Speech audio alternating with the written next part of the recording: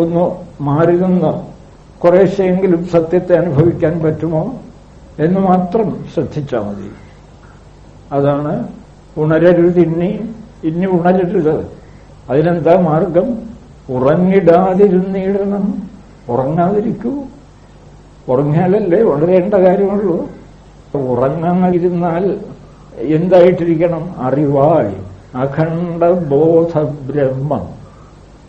ഉപനിഷത്ത് എത്ര മഹാവാക്യങ്ങളിൽ കൂടിയാണ് പ്രജ്ഞാനം ബ്രഹ്മ, ബോധമാണ് ബ്രഹ്മം. കുഞ്ഞെ തത്വമസി, അത് നീയാണ്. അഹം ബ്രഹ്മാസ്മി, ഞാൻ ബ്രഹ്മമാണ്.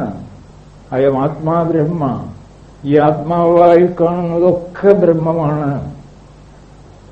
ഇങ്ങനെ ചെറിയ ചെറിയ വാക്യങ്ങളിൽ കൂടി നമുക്കത് പറഞ്ഞു തന്നിട്ടും പലയിടത്തും എഴുതി വെച്ചിട്ടും ശബരിമലയിൽ തത്വമസി എഴുതി വെച്ചിട്ടുണ്ടെന്നാ പറയുന്നത്. പക്ഷെ ആര് ശ്രദ്ധിക്കാനാണ്?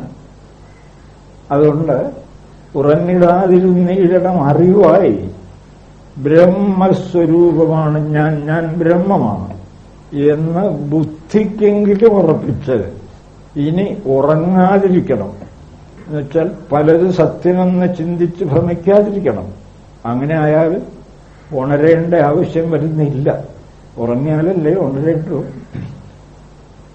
ഇതിന് അയോഗ്യനെന്നാൽ പലരും ഇത് പറഞ്ഞിട്ട് ഇതൊക്കെ ജ്ഞാനമാണ് സാർ, ഞങ്ങൾക്ക് ജ്ഞാനമൊന്നും വേണ്ട, ഞങ്ങൾക്ക് ഭക്തി മതി എന്ന് പറഞ്ഞാൽ അർത്ഥം എന്താണോ? ഈ ജ്ഞാനമില്ലാത്ത ഭക്തി എന്ത് ഭക്തിയാണ്?